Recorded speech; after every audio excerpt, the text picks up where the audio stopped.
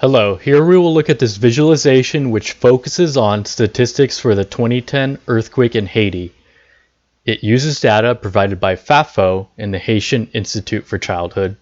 The top charts are called donut charts, and they show the number of individuals, households, child domestic workers, and households having child domestic workers that were and were not affected by the earthquake. The bar graph on the bottom shows the percentages of individuals, households, and child domestic workers that suffered anywhere from 1 to 6 different loss types.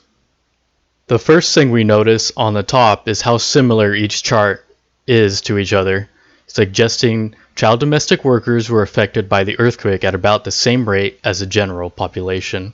The other thing we notice is how child domestic workers are more likely to suffer 3 loss types than any other number of loss types shown here.